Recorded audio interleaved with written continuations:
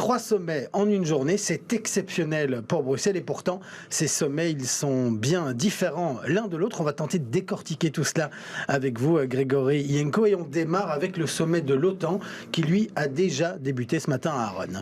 Mais oui, l'OTAN, pour rappel, c'est l'alliance politique et militaire entre les États-Unis et plusieurs pays européens, dont la Belgique. Alors, lors de ce sommet de l'OTAN où Joe Biden est actuellement, on va savoir quelle aide humanitaire apporter à l'Ukraine, quel équipement militaire fournir justement à l'Ukraine, sans toutefois entrer en guerre ouverte avec la Russie.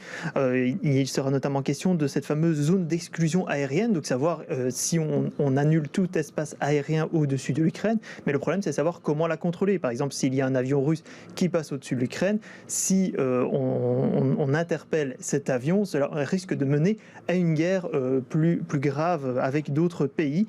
L'OTAN souhaite aussi savoir comment assurer le dialogue avec la Russie, malgré tout le dialogue diplomatique, et comment faire pression aussi sur la Chine qui soutient actuellement la Russie. Donc voilà pour l'OTAN. Après, la journée se poursuit avec le sommet du G7 qui réunit les 7 principales puissances économiques mondiales.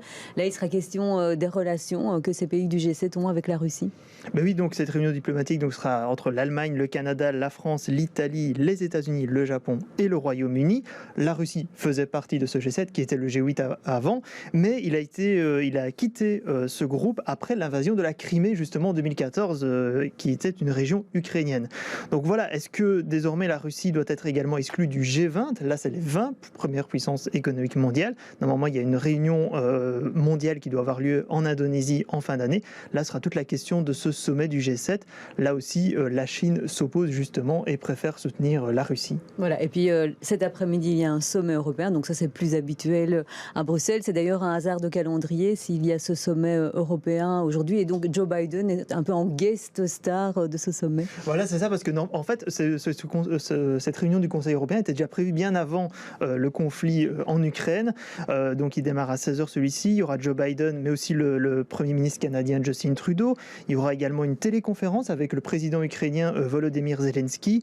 Lors de cette réunion, on s'interrogera sur les sanctions économiques contre la Russie. On devrait avoir un 5e paquet de sanctions économiques contre le pays. Il y aura également un débat sur les changements apportés au niveau du marché de l'énergie pour éviter une dépendance énergétique avec la Russie. On s'interrogera également sur la mise en place d'un fonds pour aider à la reconstruction en Ukraine, mais également une fameuse boussole stratégique. En fait, ce sera une feuille de route sur la politique de défense européenne, ce fameux projet d'armée européenne pour les 10 ans à venir, et on prévoit notamment le déploiement de 5000 combattants européens d'ici à 2023, mais là, savoir dans quelle région cela se fera, ce sera dans les prochaines années.